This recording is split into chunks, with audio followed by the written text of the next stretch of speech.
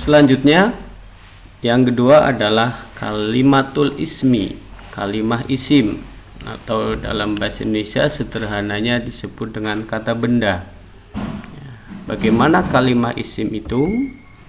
Kalimah isim atau kata isim dalam bahasa Indonesia bisa disebut dengan kata benda atau yang dianggap benda. Karena dalam bahasa Arab yang termasuk kalimah isim itu bukan hanya sekedar kata benda, tetapi yang seperti benda atau dianggap benda, seperti kata sifat dan kata yang lain. Kemudian yang kedua, kalimah isim ini diketahuinya dengan cara mengetahui ciri-cirinya.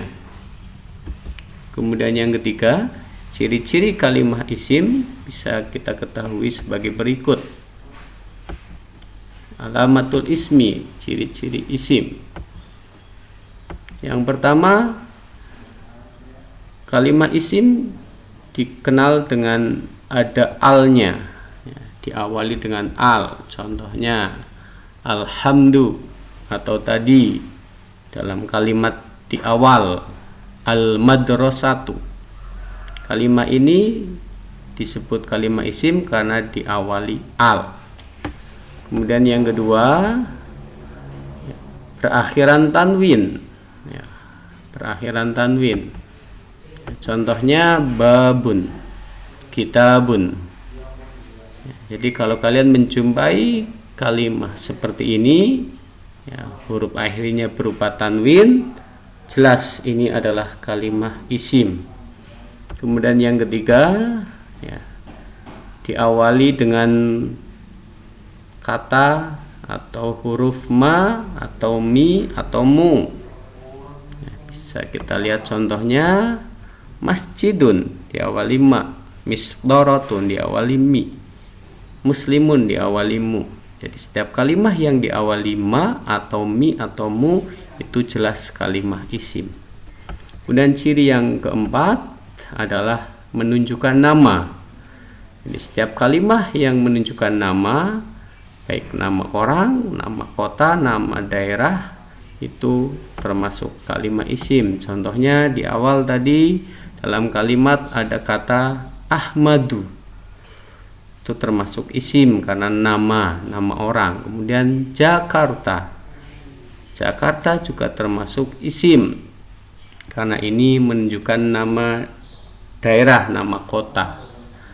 Kemudian yang terakhir, salah satu tanda atau ciri-ciri isim itu dibaca kasroh huruf akhirnya.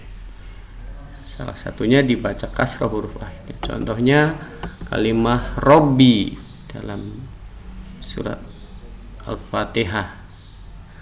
Alhamdulillahi Robbi. Robbi itu kalimah isim, dikenal karena ada harokat kasroh di huruf akhirnya.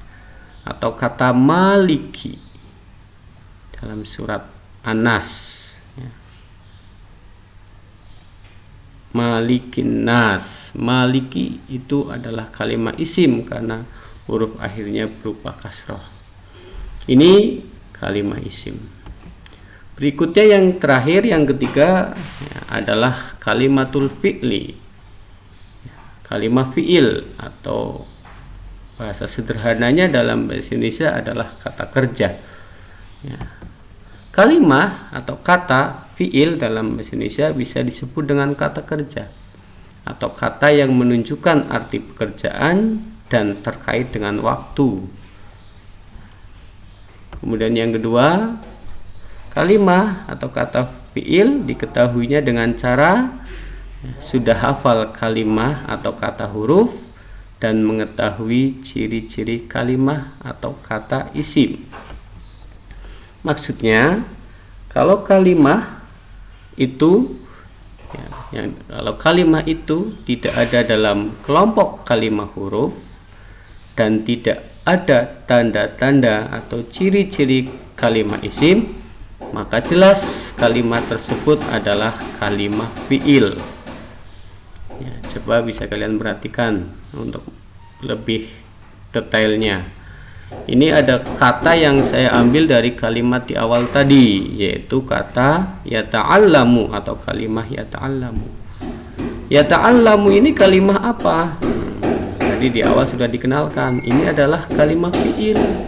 Dari mana kita mengetahuinya ini kalimah fi'il? Coba kalian perhatikan gambaran berikut. Yata'allamu, yata'allamu.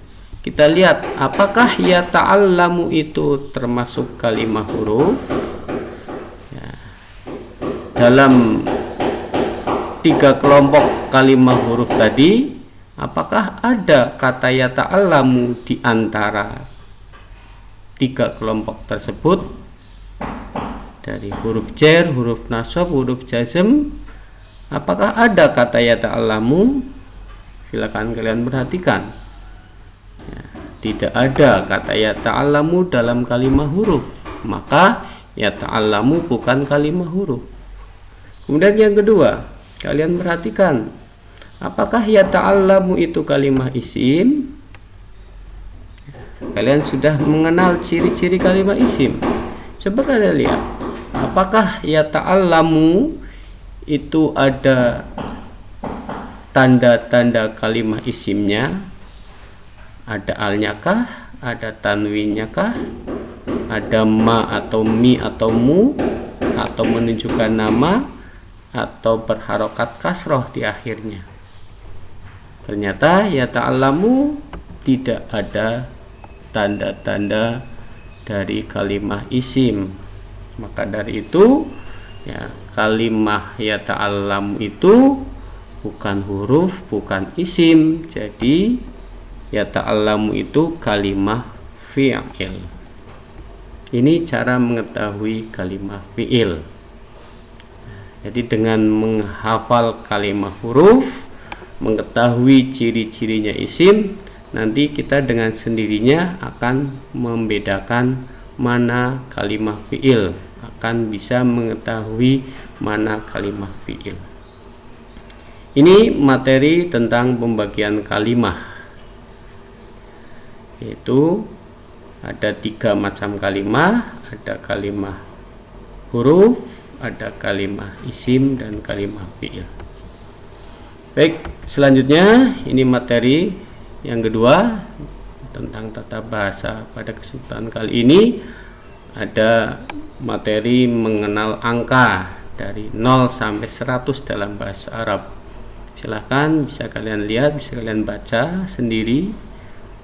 0 sifrun, 1 wahidun, 2 isnan, 3 salasatun, 4 arba'atun, 5 khamsatun, 6 sittatun, 7 sab'atun, 8 samaniyatun, 9 tis'atun, 10 asyratun, 11 ahada asyara, 12 isna asyara, 13 salasata asyara, terus sampai 19 tis'ata asyara.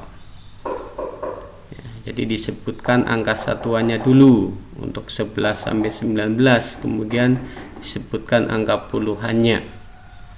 Ya.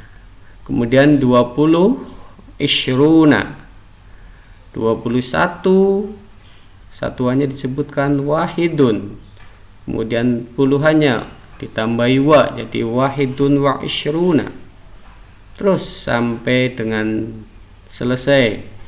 Ya, contoh 25 khamsatun wa isyruna, 5-nya disebutkan dulu khamsatun, kemudian puluhannya isyruna, tapi dipisah dengan kata wa.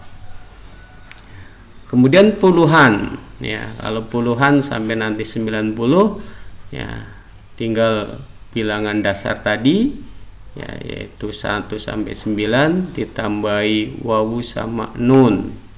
Contoh 40 arba'atun tadinya, jadi 40 arba'una.